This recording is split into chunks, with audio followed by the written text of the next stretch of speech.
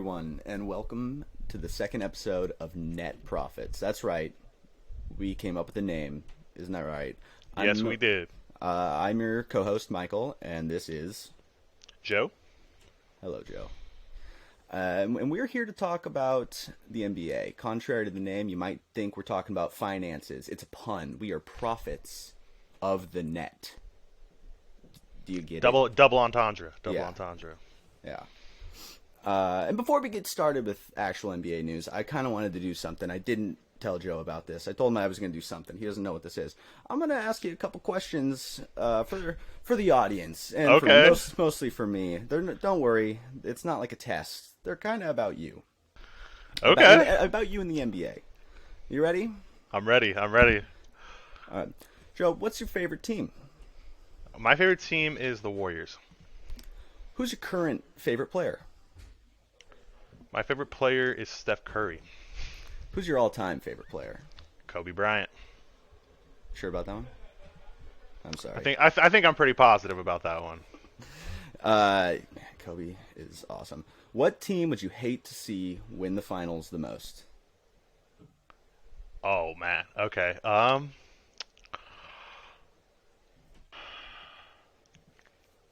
It's so weird because my two least favorite players are Kyrie and James Harden. So I don't know if that was your next question. Sorry if I spoiled.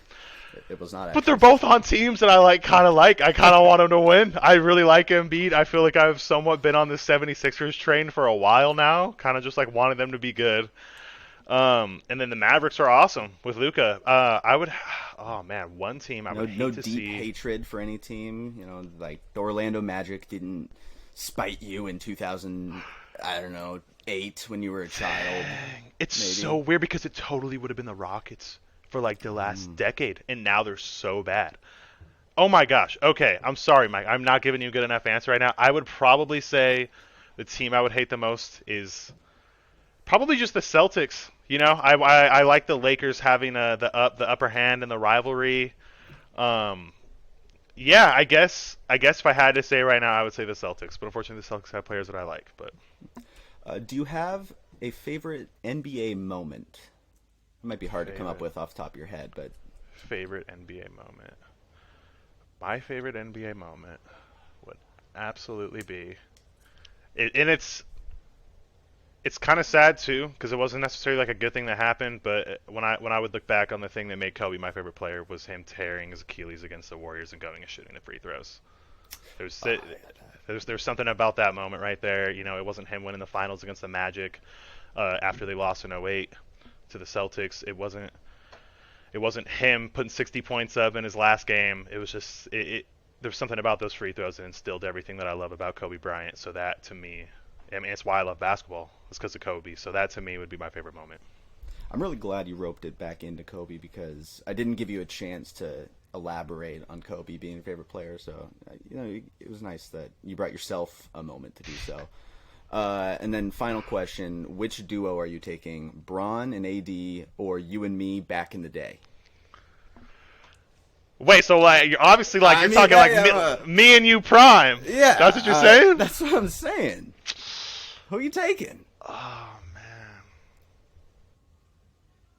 Like I want to know like what's their game plan going to be? That's Do you think they have answers?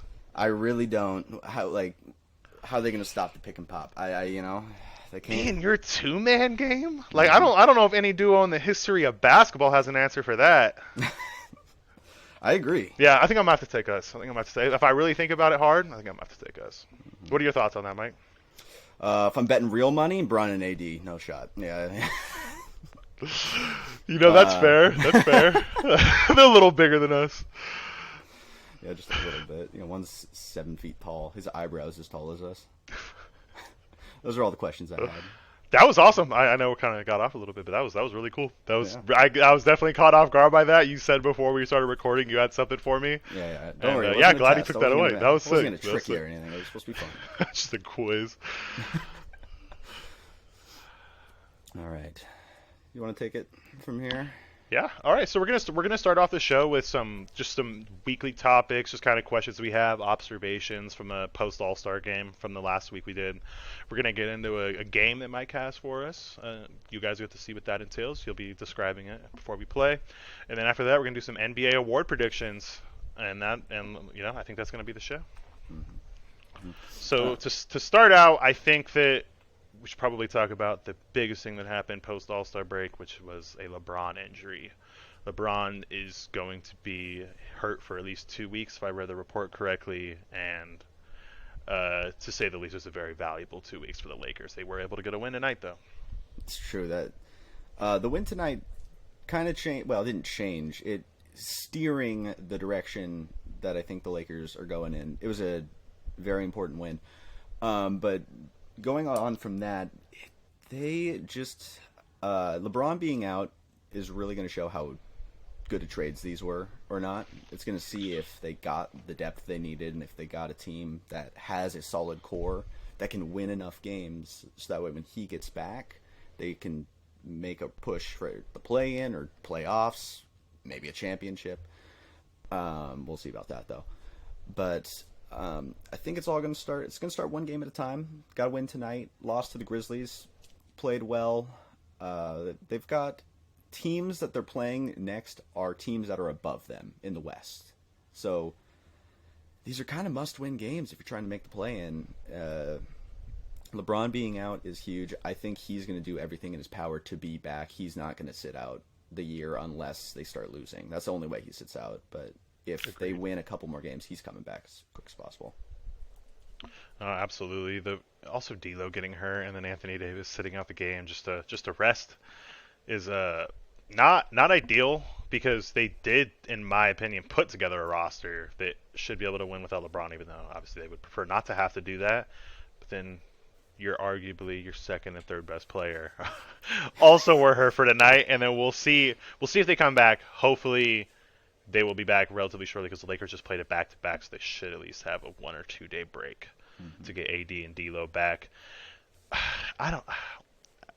Post All-Star break, after these trades happened, I had so much faith in the Lakers. I had so much confidence in the Lakers, even though they were going to be playing teams that are at least if we're just basing it off the season before this, we're better than them. And I was giving them a fighting chance to win these games and make the play-in, but I'm starting to feel a lot less sure about that. I'm going to be honest. I think that's fair. I think. I mean, you watched most of tonight's game. I think did you see anything that gives you faith in them? Because I feel like the fact that they were able, not that the Thunder are a great team, but they beat them without their 3 best players, and that kind of shows some resilience at least. No, that's absolutely true. If the Thunder had Shea and they beat them, I would have probably felt a little more confident. But I saw a lot to like. I really, really liked Austin Reeves being the primary ball handler for most of the game, along with Dennis Schroeder, of course. I thought Jared Vanderbilt's awesome. They have a lot of potential. I'm not saying they can't make the play-in if LeBron is out for these 2 weeks, potentially longer. I mean, if AD comes back shortly, D'Angelo Russell comes back shortly, I'm liking their chances. But beating the Shea-less Thunder isn't enough for me to have real confidence with the way things stand right now. They also did everything they could. They also kind of did everything they could to keep the Thunder in the game, which wasn't good because they were really looking great in the first half, and they just let the Thunder stay with them. Yeah, well, it's going to be a very interesting next few weeks to watch the Lakers.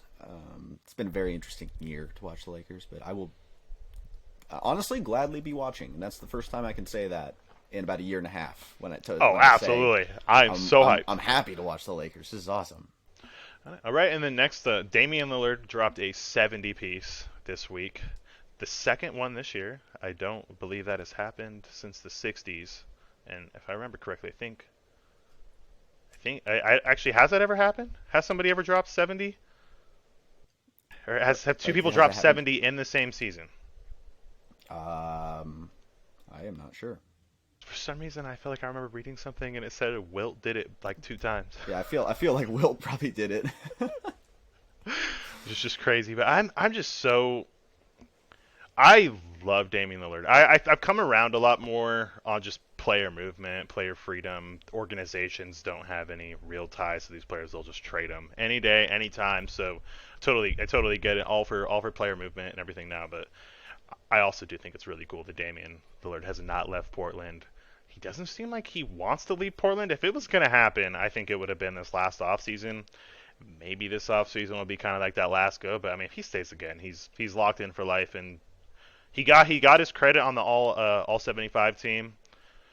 And I just hope someday he can be validated with a ring because Damian Lillard freaking deserves it. Yeah, Damian Lillard. I don't know if I think this was. I can't remember if this was actually his quote or not, or if I just read it somewhere. But it was comparing him to Westbrook. I think he was like, I mean, look at Westbrook. Everyone loved him, and then he goes to Houston, and it seemed like it was going to be good, but then Harden leaves, so then he goes to Washington, and it ended with just saying the grass isn't always greener. And when I heard that, it kind of changed the way I always thought about it. I used to think that maybe like the last couple of years, Damian Lillard should try and get out.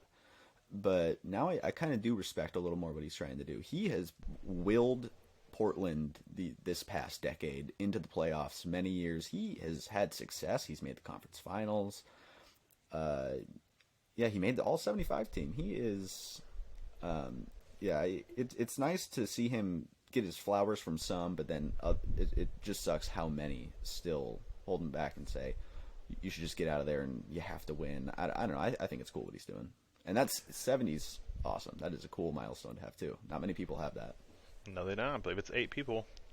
Yeah, I would love for Damian Lillard to win a championship. It's probably not going to happen in Portland, and I just hope that when it's all said and done, we can look back at this masterpiece of a career that Damian Lillard put together that just doesn't happen to feature a championship ring. Yeah, I saw. Was it? It might have been Shaq said that he should try and ask for a trade. I didn't actually look. Some people were saying he should ask for a trade or something. Now I don't know who would. I don't really know his contract or who would trade for him right now. Not that obviously, like theoretically, everyone would trade for Damian Lillard, but I just don't know what frameworks would be there for specific teams at the moment to trade for him in like the off season. Like people always say Lakers, but like that's not that realistic. No, it's not at all. Who are they going to trade? I mean, I think the Lakers should have traded Anthony Davis, but that's a whole nother thing of worm. That's a whole nother can of worms. I actually wanted them to trade Anthony Davis for Damian Lillard if it was possible, but I don't. Yeah, that's done. That's not happening. I don't know. What the Suns had this year for a package to trade for KD is not something that the other 29 NBA teams just happen to have laying around. McCall Bridges, Cameron Johnson are not. Yeah, I don't think most teams have those guys. Because you're like, obviously it's going to be a team that's trying to win. Otherwise, what would be the point with Damian Lillard leaving? Mm-hmm. He has to probably be the second star on a championship team, I would think.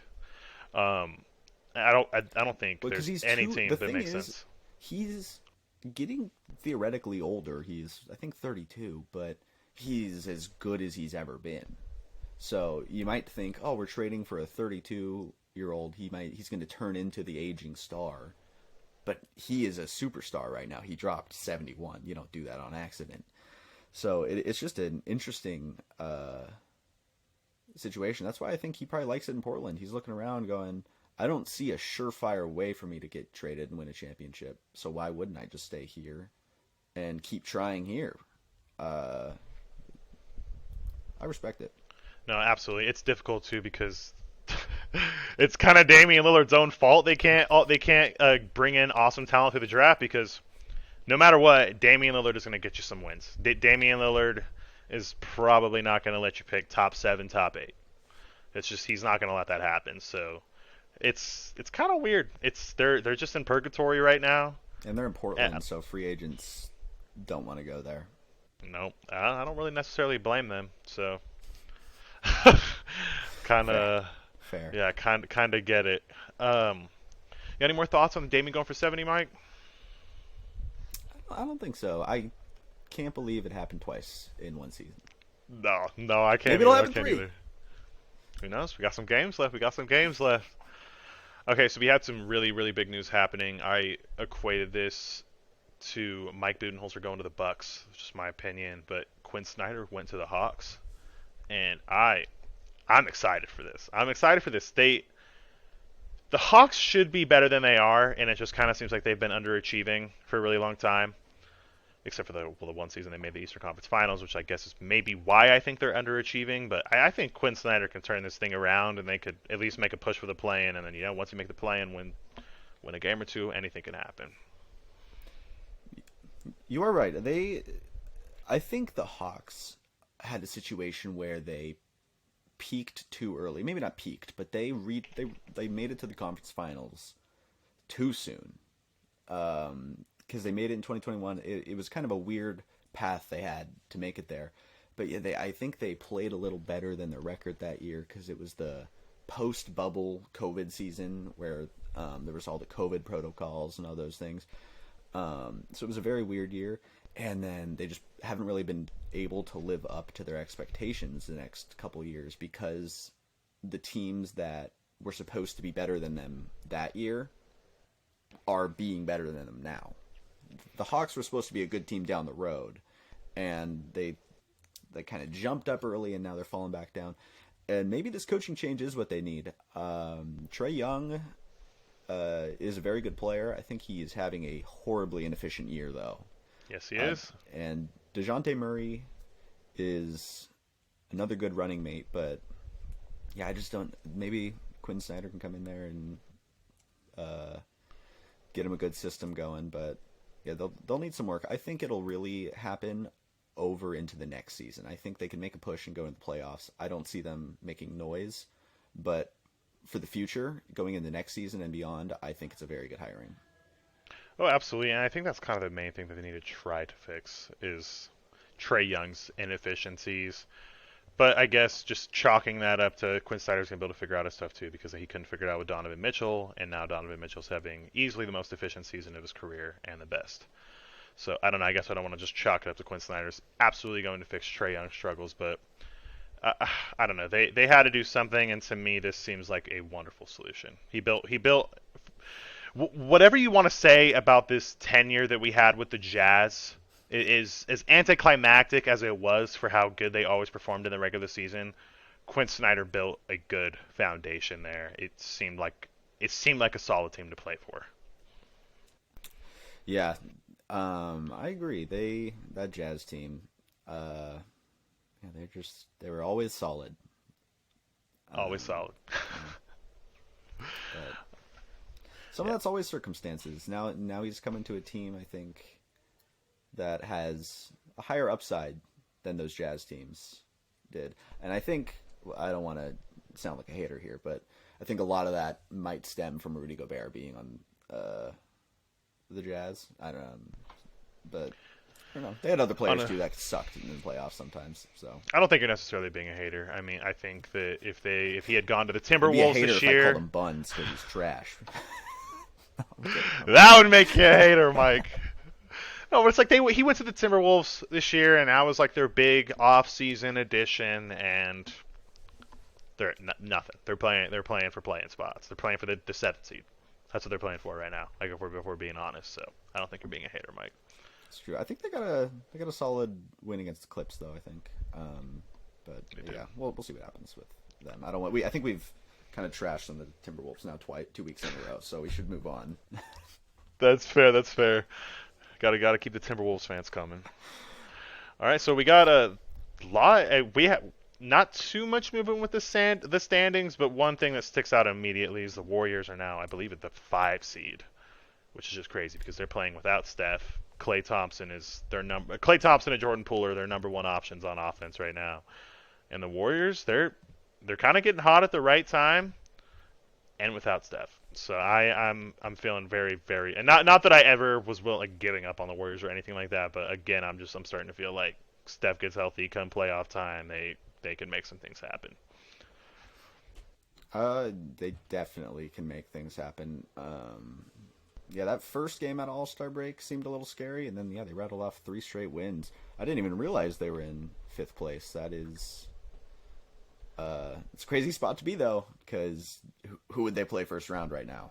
They would play Phoenix. So That's how crazy the West is. Um, Dang. but I mean, both those, I think that'll change. Uh, wow, Hopefully. that's crazy. Now That's that kind of what I'm just hoping for. now our standings are like our playoff predictions just seem crazy now because the Warriors already are in fifth. They'll probably stay up there. They are a good team. You cannot count them out, especially once Steph gets back. I don't think there's really any scenario, even though they're defending champs, that they'll go into the playoffs as the favorites. But that might even benefit them. Yeah, I don't think the Warriors mind Overall. being in that spot at all. Yeah. They were surely in that spot last year, so Hmm.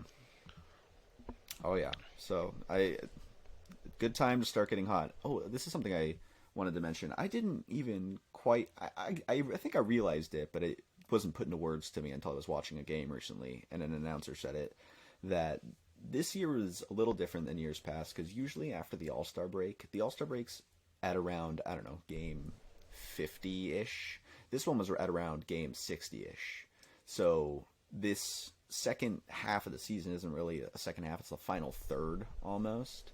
So they were comparing it and saying to years past that some players kind of have to ease their. They don't have to. They kind of struggle the first couple games, so teams can kind of ease their way in because the first 7-ish games aren't as important as the last 20-ish.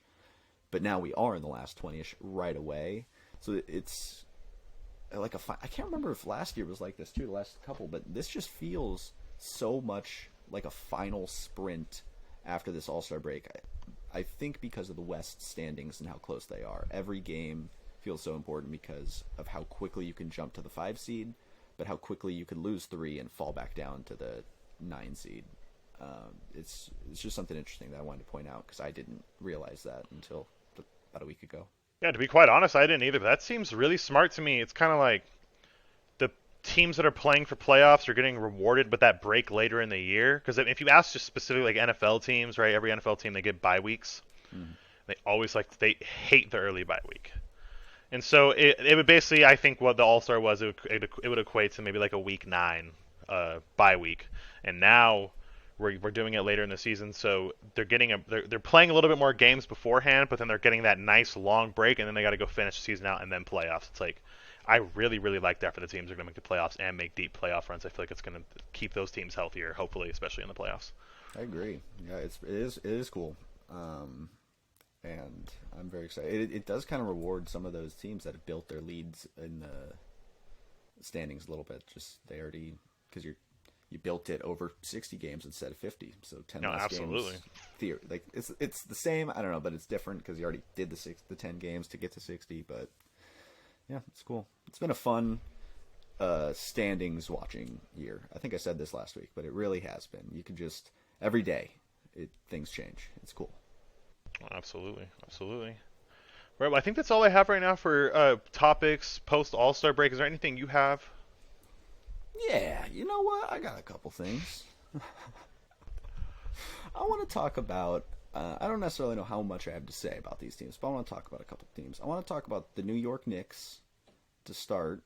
I think they're on a 7-game winning streak, and in February they went 9-2, and they beat Philly, Boston, Miami, and the 2 teams they lost to were Philly and the Clippers. So they lost to 2 good teams. They beat some good teams. I'm trying to figure out if the Knicks are actually legit or if they're just a solid team that's going to make the playoffs and maybe I don't know lose to the one of the top 4 teams in the East because they're looking like they could be good. They just beat Boston. Boston, I think they're without Jaylen Brown, but they still have Jason Tatum. They have the rest of their team. They're still a good team without Jaylen Brown. That's a good win. Jalen Brunson. I mean, it's only 1 year, but 1 year proven playoff killer. So he can tear it up. Even No, if he's the difference. He's the difference. Julius Randle could suck, and they could still do well because R.J. Barrett might pick up some of the slack, and Jalen Brunson will go off for 30 a game. Who knows? I don't know. I don't know what I think.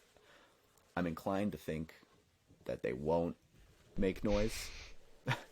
I'm just saying how I think it is, but you never know. I think the term I think legit is kind of hard to quantify because if you're talking about going to lose to the top four teams, absolutely. But are they right there below those top four teams? I might when you're talking when you're to me they are probably the clear number four in the East. So if that gives them any credit, I don't know if that's taking away credit. Number four. Yeah, they're probably the number four team in the East, I would think, behind the Bucks, Celtics, Cavaliers. What about Sixers? Yeah, the Sixers would be a three, and then Cavaliers a four, Knicks a five. So Okay. yeah, honestly, I'm probably gonna side with you on this. I think they're a good team. They're a well put together team. Jalen Brunson is awesome. Jalen Brunson is that dude, and I think if they do have any chance of making some noise in the playoffs, it is going to be on his shoulders. I think realistically, we might see the Cavs Knicks playoff that it looks like right now, and they could win that.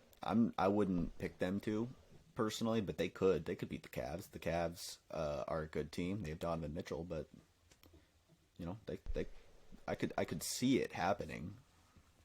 Absolutely. I mean, I can definitely see that happening. The Cavs, I would say the same. I think the Cavs are better, but they're not so much better that I don't think the Knicks have any chance.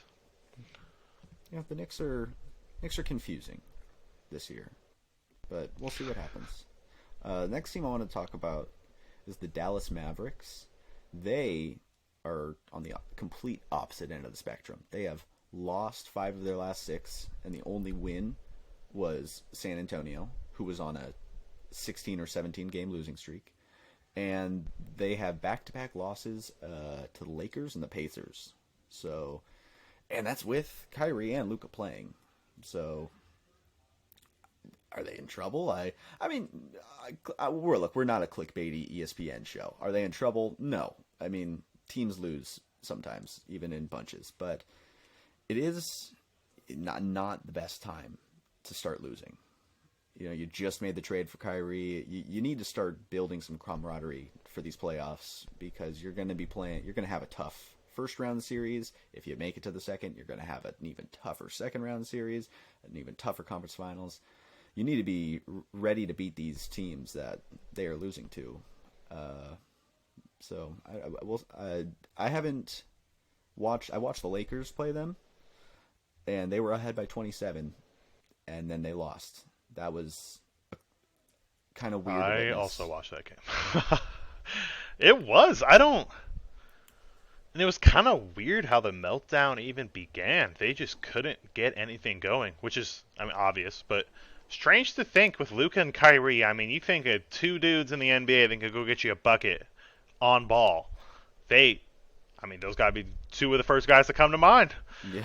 And it was bad. It was bad, and then it was a relative. If you sounds weird to say, but once the Lakers completed the comeback, it was a relatively close game from there out. But I don't know. It does seem like when you have two guys that are that ball dominant, there is going to be a period of just having to get adjusted. But both players have to get adjusted. Luka has to get adjusted not having the ball in his hands as much. I mean, could you imagine what it's felt like for Luka these last couple of years? Oh, I mean, why would you ever take the ball out of his hands? I don't know the usage percentages. I would assume he is at the top of the top since he has been in the NBA. And so right now, this has to be a big adjustment for him. I'm not reading into this too much. They're pretty much locked in for the playoffs. I would think. I mean, they could start losing. Anything could happen. But yeah, they are probably about how I feel about the Knicks in the West. If I had to parallel that out. Which is weird because they just made the conference finals, right? You'd think that you might have more faith in them. There's still time for belief, from us at least, to gain. And I agree. I think they're going to make the playoffs. Because it's so tight that theoretically any team can fall out. But Luka and Kyrie are too good. They're going to start winning games. I think the biggest thing is the Mavericks' defense. I think they already weren't an amazing defensive team. And you traded away, I think at least it was Spencer Dinwiddie and Dorian Finney-Smith. Oh, I mean, Finney-Smith, that's a good defender to trade away. So they're going to struggle on defense, I think, when they have to play some of these teams that can really score the ball. But you can't count them out. But for the moment, not looking great. I'm not losing faith. I'm not saying anything is swayed on my opinion of them, but they just seem, they need to start getting some wins. Yeah, I think they probably would have benefited more from a from a last half post All-Star break Yeah. as opposed to Yes. just 20 games and you got to figure it out. I don't know. Yeah, I feel like when you make that late season of a trade, it's hard. It's just before playoffs. Like we're gonna get this all figured out. They might need a year. It's possible. They might need a year. Who knows? It might.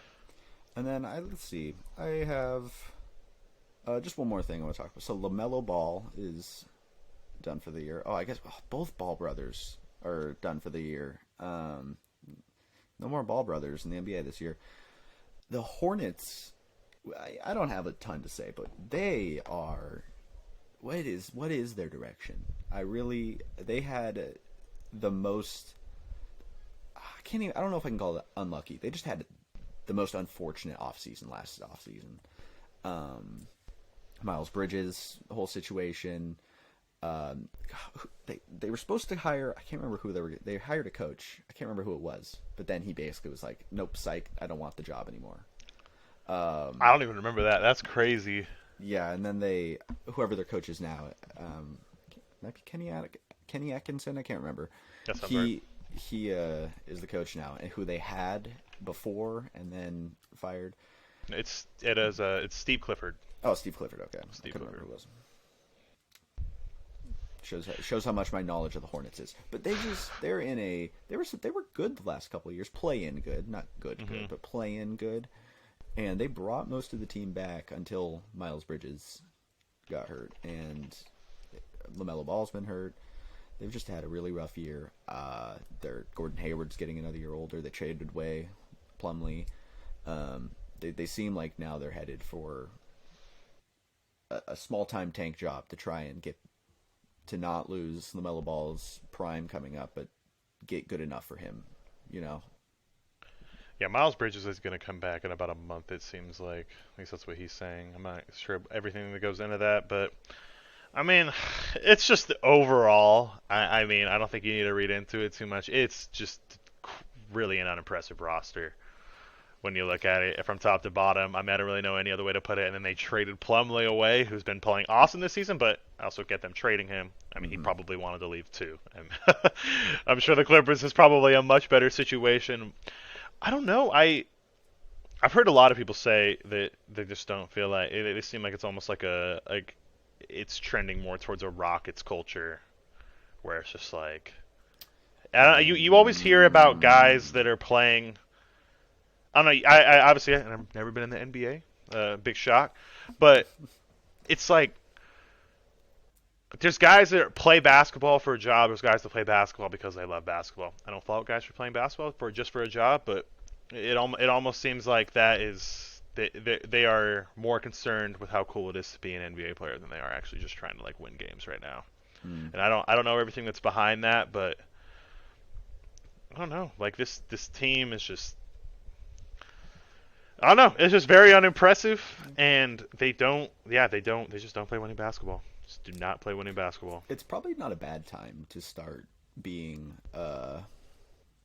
bad because there's a lot of good teams. So they weren't really going to compete with any of these teams anyways. So now's not necessarily an awful time to try and compete. You got LaMelo Ball. You can get some other young guys over the next few years and hope that the late 2020s are the Charlotte Hornets. Yeah, I mean, it's not like if they had Bridges this year, things would have been so different. Yeah, that's true. Maybe they'd be playing for 7, 8, 9, 10 seed, potentially. They might be in the same boat they were the last couple of years, but yeah, it's not changing much. I don't know. The outlook for the Hornets is, I don't know. I really like LaMelo. I think, I don't know how far I want to take it, but LaMelo could probably be like your number 3 on a championship team. So I think the Hornets do have some potential, but I think they need to just strip it down. Strip it down. Outside of LaMelo, I'm not seeing any just building blocks you just have to keep. for the rest of the way out. Yeah, I think that's a pretty fair assessment. All right, should we move on to the little game I have? Yeah, Mike Duck's got a game for everybody. I'm gonna be the one playing it, but you can all enjoy. Mike Duck, if you want to take the floor and explain what we're doing here, because honestly, I don't even necessarily know 100%. So they'll theoretically be able to play at home. They just will have to answer faster than you, I guess. Or press pause. Or press pause. Yeah, I'm gonna share the screen. I was testing this earlier, so it should work fine. But there was one time I did it, and it was not ideal. So okay. I'm hoping that won't happen. And I couldn't tell until after though. So hopefully that you're in this call, you can tell me if it doesn't look like it's working. Okay. I'm going to do this. Share. All right, can you see that? Yes, I can. All right, now hang on. Where were they, coworkers? Can you see this screen right here? It just says where were yes. they, coworkers? Yes, I can. I'm going to go here. Can you still see it? Everything's looking good. Yep. All right. Welcome to Where Were They, Coworkers? So how this works is I'm going to show you two pictures of NBA players. I'll say their names too, so wait for me to say their names, just in case people are only listening. And then you need to tell me what team they played together on. Mike, I wasn't nervous leading into the show at all. I'm nervous now, dude. I'm actually nervous. So actually, I have an example. Let's make sure it works. So, all right, LeBron James and Anthony Davis. So it's a picture of LeBron, Cavs, and Anthony Davis and the Pelicans. And then you would tell me what team they play together on. The Lakers. That's correct. All right. Let's get started, shall we? Shall we, Joe? It's very visually pleasing, Mike. I'm not going to lie. This font is nice. All right, I'm ready. Don't know what the name of the font is? What's it called? It's Lobster. Lobster font, if you guys want to check it out. All right, Steven Adams and Domantas Sabonis. What team, where were they co-workers?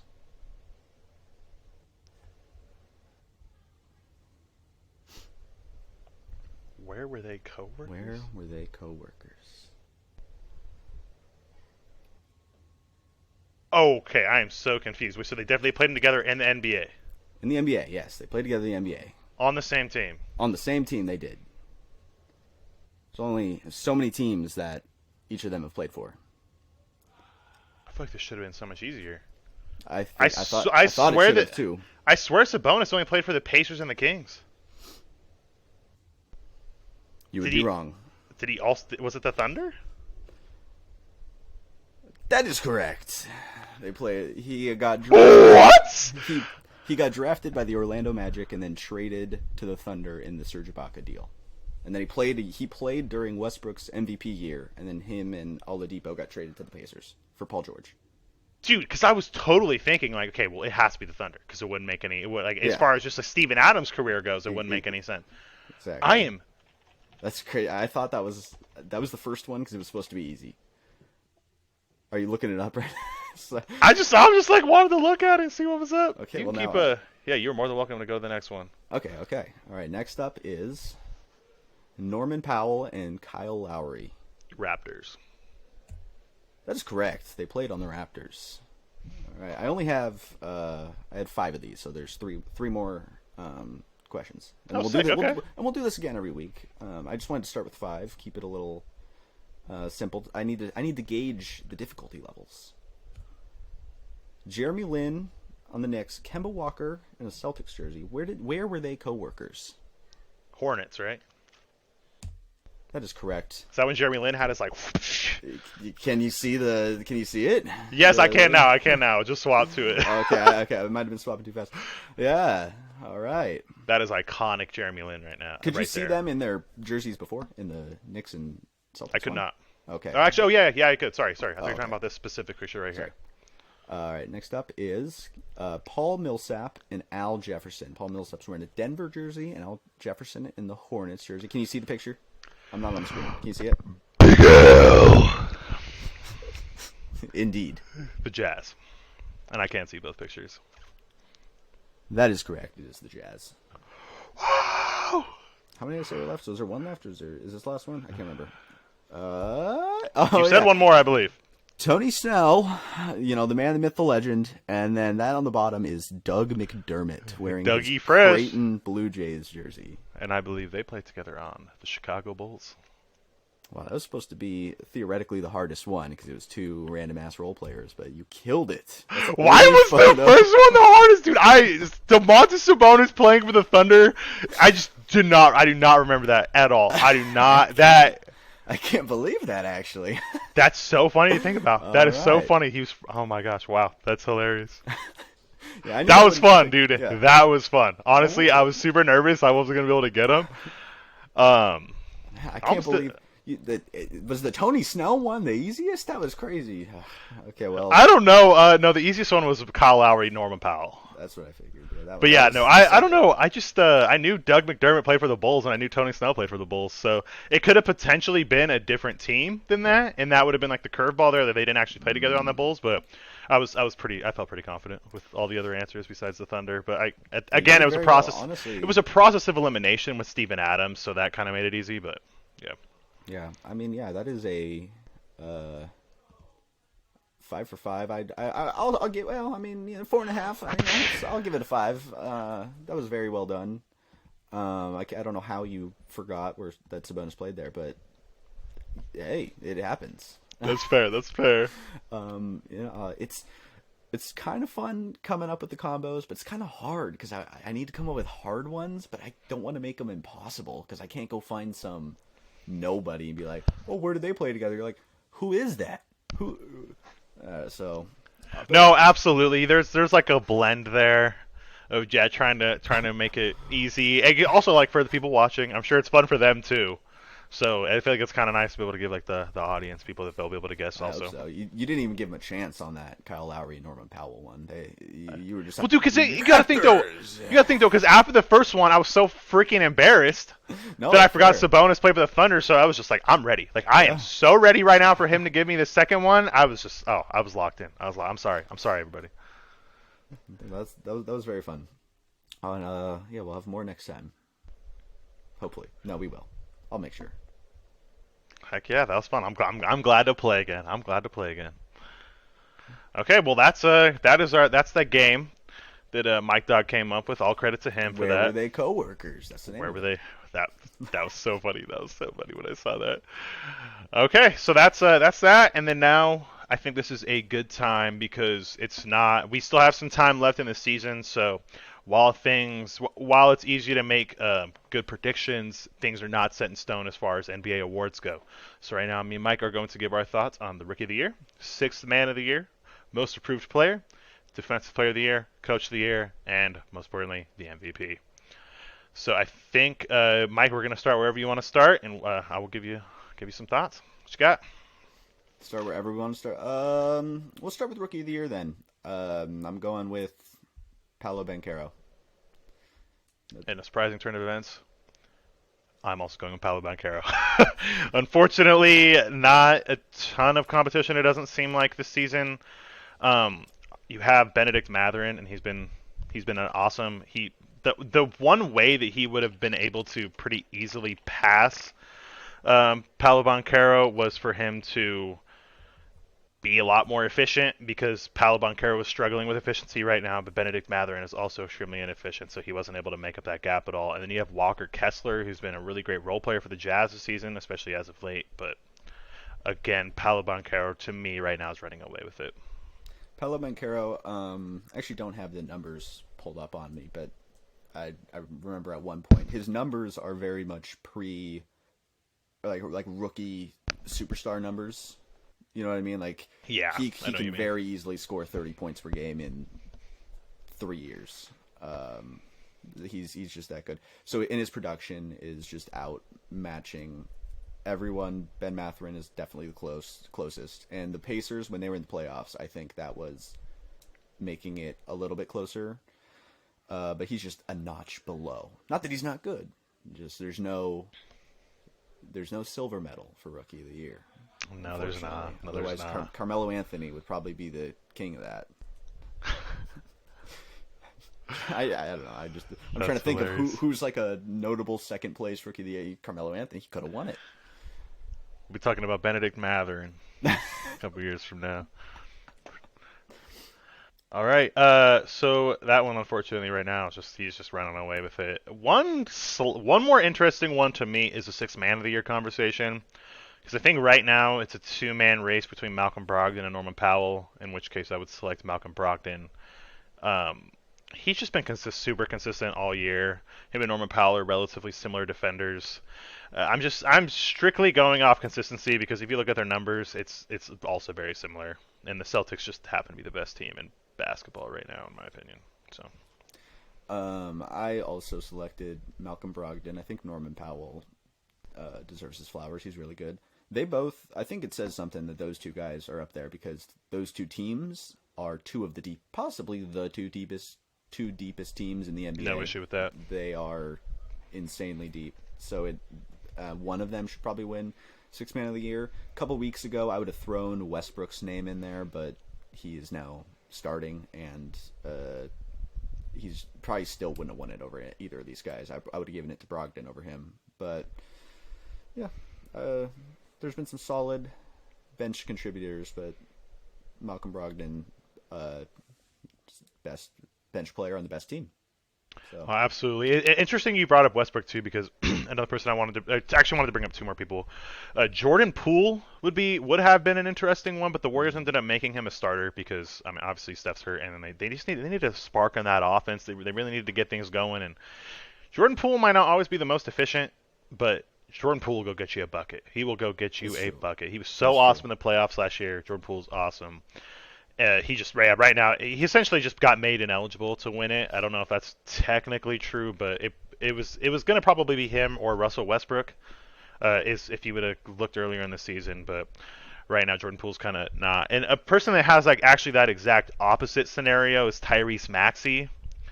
Tyrese Maxey just got put on the bench pretty recently, and that wasn't anything to have to do with his play. I think that was just they wanted to strengthen the bench a little bit. So right now, Tyrese Maxey is probably the best if you're including him and Norman Powell, or Malcolm Brogdon, Norman Powell, and him. But I just don't know if Maxey's played enough. Maxey, if he starts just doing unspeakable things off the bench to finish the season out, you might want to throw him in there. But right now, I'm gonna lean Brogdon barely over Norman Powell. That I actually didn't know that. I think it's gonna be tough. I don't know. I feel like sometimes at the end of the year, it's too late. At a certain point, it's almost too late to throw your name in the rings for awards because everyone's been talking about these people for so long. You have to be otherworldly. But that is actually noteworthy to say. I didn't even realize that. Tyrese Maxey, very good basketball player. Hard-hitting analysis right here, but very, very good basketball player. He knows how to put that ball in the hoop. I've seen it, and it's made me almost cry because I'm never rooting for him because I'm usually rooting for the team he's playing against. So say, who's he beating up on, Mike? It's Miami. Miami. Everybody gets to take turns beating up on Miami, Mike. You're right. All right, you got any more thoughts on the Sixth Man of the Year race? No more thoughts. You're definitely very, very interesting. It is really close right now. I think one of them could potentially pull away, or it might end up being just as close coming to the end of the season. I'm gonna go next. We're gonna go most improved player, which to me is. This is actually just my opinion because I was looking at stuff and people don't necessarily seem to agree with me, but to me this is just so obvious that it's Lauri Markkanen. He was averaging 14, 6, and 1 last year, and he's averaging 25, 9, and 2. So. I don't know how you could have a better poster child for most improved player, but I don't know. You might have some different thoughts. No, I actually wholeheartedly agree. I think it's Lauri Markkanen. I saw some people saying Shea. Did Ja win it last year? I can't even remember. Did Ja win it? Ja Morant? I believe so. God, see that's how I would feel if Shea won it this year. I'm like, Shea was averaging 24 last year. I think it should be Lauri Markkanen. That is. He didn't just... Sometimes most improved players are guys that were averaging about... It was Julius Randle last year. Julius Randle last year, was that Sorry. 20? I don't know. I looked up 2020. Oh, actually, okay, I forget it's 2023. Sorry. I think you're right then. Yeah, I'm pretty sure. Because I was pretty sure it was Ja. So yeah, it was Ja. Sorry, I looked at the wrong year. I was going to say it had to be Julius Randle the year they made playoffs. No, you're right. Lauri Markkanen. Sorry, I lost my train of thought here for a second. He sometimes most improved players go from about 10 points a game to 12 points a game up to early 20s. He, like you said, is averaging 25 and 9, and I understand there's a bit of a point inflation, so that might as well be the same. 25 points a game is a pretty significant benchmark to me over 20. I think he's keeping the Jazz at least to start the year pretty relevant. They were supposed to be. I think they're still staying relevant enough. They were supposed to be bad, and they're still in the play-in. So that's crazy, and it's a lot of him. They have a pretty decent enough team around him, but he's the one keeping them afloat. He's their star. They have other guys that help. Jordan Clarkson's still there, but he is the guy, and I don't know how. Like you said, it could be anyway. He is the poster child for most improved player. He was a solid player. We all knew that he was good, and then he burst onto the scene and improved. I don't know. It just seems obvious to me as well. Absolutely, yeah. I also had some notes on Shea, and it's nothing against Shea. Shea is amazing. Oh yeah. But Shea. I mean, Shea was an All-Star this year, so I mean, if Shea somehow does end up winning it, I'm not going to be mad. Shea obviously did improve a lot from last year. Shea's amazing. He's one of the best players in the league now.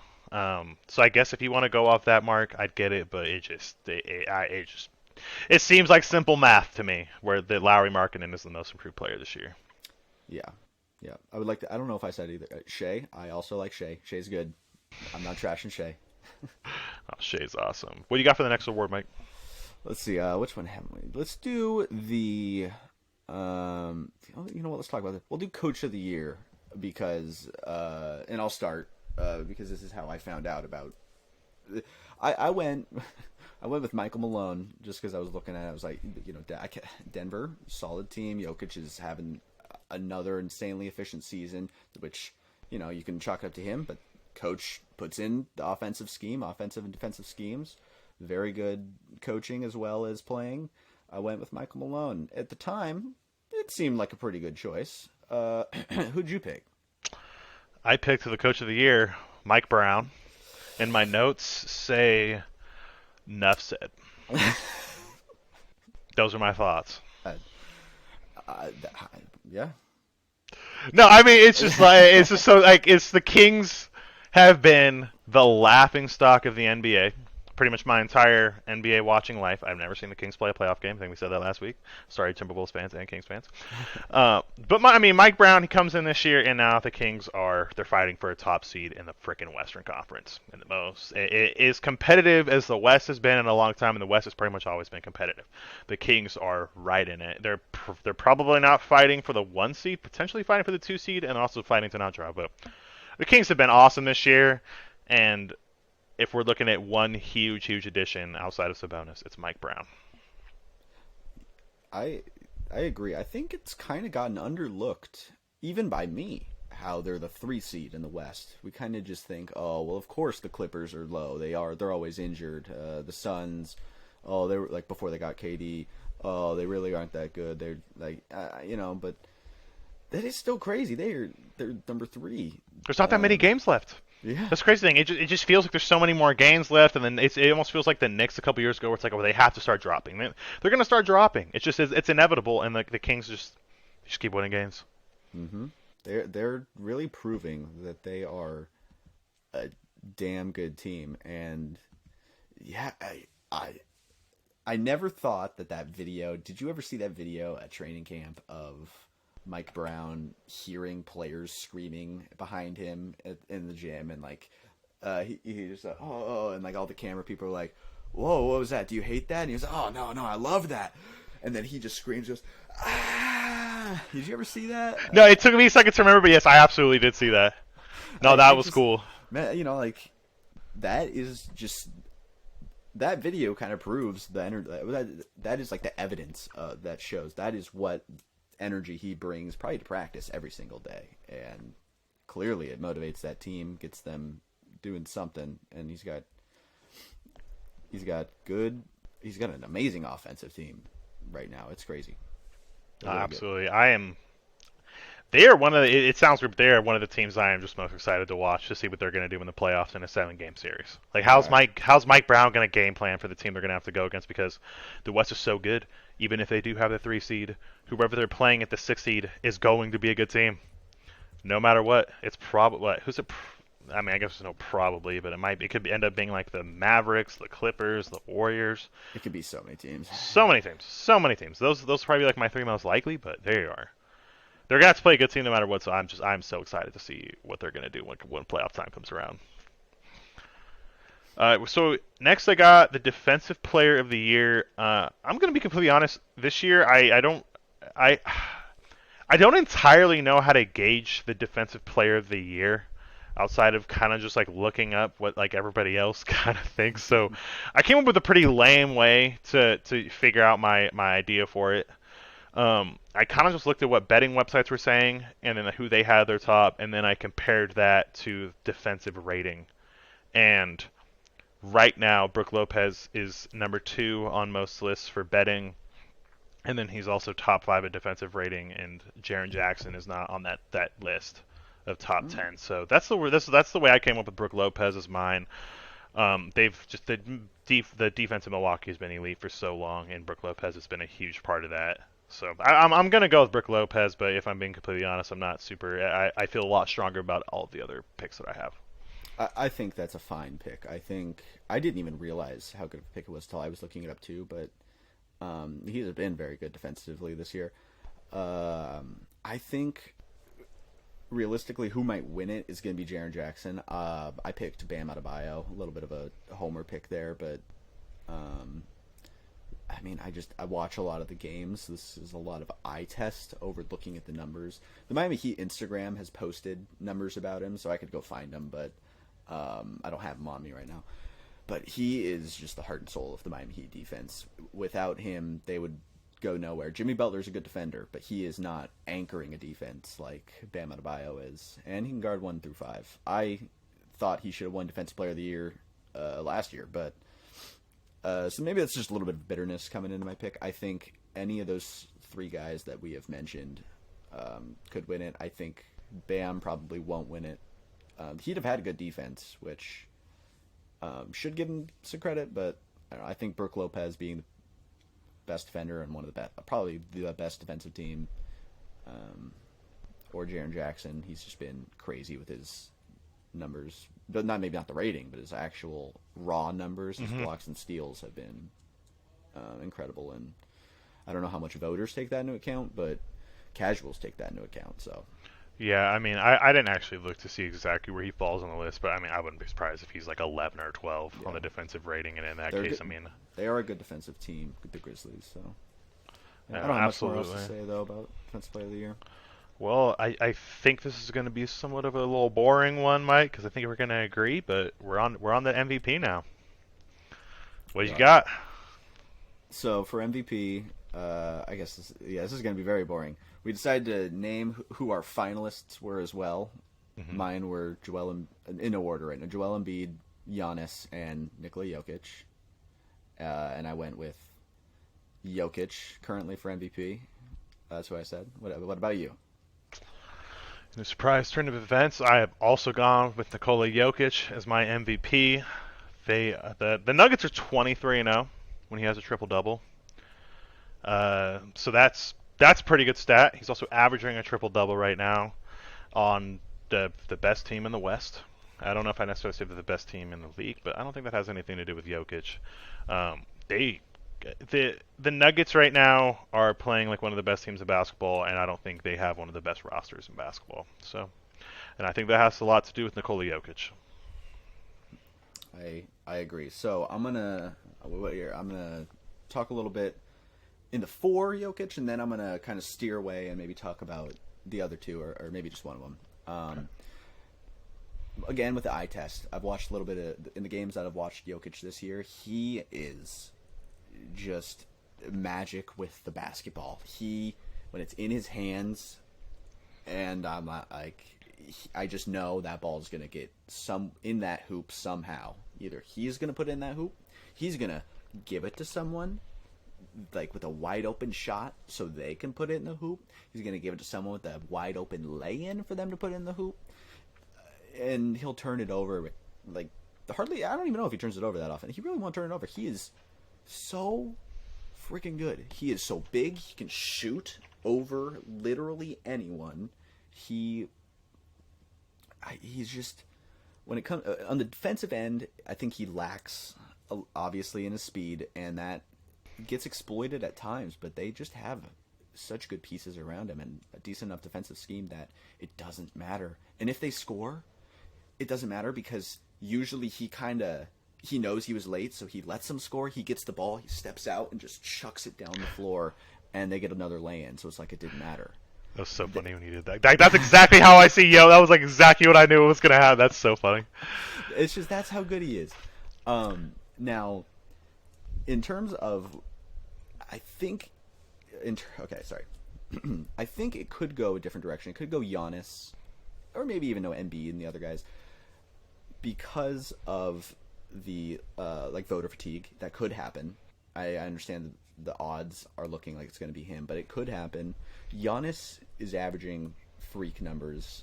Joel Embiid is averaging like almost 9 points more than Jokic, which I think should be considered. That is a lot of points. That's a quarter's worth. Of Especially points. when you take in the gap of them defensively. I think Jokic being a bad defender is a little bit overblown. I think he's more of an average defender than he is a bad defender. But I mean, Embiid is probably I don't know, maybe the best defensive big man in basketball. I mean, I guess we just said Brook Lopez and Jaren Jackson probably going to win that award. But if you're just talking about a resume over time, Embiid might have a stake to that claim. Yeah, I'd probably go him or Anthony Davis, but I feel like that's a big increase. His other numbers are good. He's averaging double-digit boards still. The Sixers are a good team. Giannis's injury, I think, is what's going to keep him from winning it. If he came back after All-Star break and was averaging his numbers or better, he would have had a serious shot at it. Embiid still has a shot at it. Luka, I think, is going to fall because he's sharing with Kyrie and they're losing. And Tatum's numbers are so good, they're just not good enough. That's how I feel about it. He is really good. He could win an MVP. Not this one. It is crazy to go back just like 15 years ago and look at what like the top players' numbers were, and then look at them now, and you're just like, wait, Giannis doesn't win MVP every year? Yeah. Like, it's his numbers just don't like they're. They keep getting better. He's so amazing every single season that we're kind of numb to it. We're just kind of numb to the unreal production that Giannis puts up on a game to game, year to year basis. I agree. It's kind of insane to say, but at the same time, he has been recognized by voters. He's won it twice. He won it back to back. The only reason he didn't is just Jokic was good the last couple of years, and he voted fatigue for Giannis, I suppose. Person I feel most bad for is Embiid. Because the fact that he is averaging as many points as he is, he's having as good a year as he is. He was second in MVP last year, the leading scorer in the NBA last year, could be the leading scorer in the NBA this year, could be third in the conference, could do well, still might be all NBA second team, still probably won't win MVP. Joel Embiid is, I'm pretty sure, not been an all NBA first team member, or at least he hasn't in the last 2 years because Jokic. He's done nothing wrong. And he's done nothing. All Embiid does is play like a top 5, top 7 player year in and year out, and this dude's all NBA second team, which is crazy too because I'm pretty sure that, I mean, not to say that Embiid didn't get a bag by any means, but I'm pretty sure that does like mess with your money when you're not like all NBA first team. Usually, there's always things tied to that, but I don't know the specifics. Yeah, I don't know. I think while we wanted to throw in Giannis, Tatum, Embiid as kind of like options to win it, I think we're both pretty confident that Jokic is going to run away with this, especially if you look at what betting websites are saying. They are not giving anybody else a fighting shot at this. Oh, really? I didn't know that. No, they are not. There's Jokic. It's not even close. It's not even close. See, that makes a little more sense. I wasn't sure why you were saying it was so much of a lock, because in my head I've seen just people, analysts talk about it during the game or the announcers. I haven't seen the actual numbers or like the betting numbers. So that makes a little more sense. I'm a little surprised still, even with how good Jokic has been. I'm surprised he is so far and away the front runner because this would be his third in a row. But I wouldn't necessarily have a problem with it. Just as a LeBron fan, that stings. But because LeBron should have had a couple more MVPs. So seeing Jokic win 3, it hurts. But I don't want to. I'm not gonna take it out on Jokic. Did you happen to see that conversation we had earlier? I did. I was reading that. Yeah, that was interesting. That also got brought up earlier, just to kind of be able to go back and look at who's won MVP and what their numbers were and everything like that. It really is, again, just so crazy to think that if some of these players were playing 10 years ago, it would just be MVP every year if Giannis was able to put up these stats. Maybe 10 is tough, but 15. I agree. LeBron probably should have. LeBron should probably at least have 2 more. Michael Jordan's probably have 2 more. Yep. It's kind of weird. Sometimes the MVP does feel like an exact science, and then sometimes it doesn't. Yeah, it's much more nuanced than it always seems. There's just so many layers to it, and you can just keep peeling them back, keep talking about it. You can always advocate probably for some other guy. Besides the year, I guess Steph won it, and a couple other years that were close, but yeah, most of the time you can always advocate a little bit for something. Right, you got it, Mike. Any final thoughts before we wrap this up?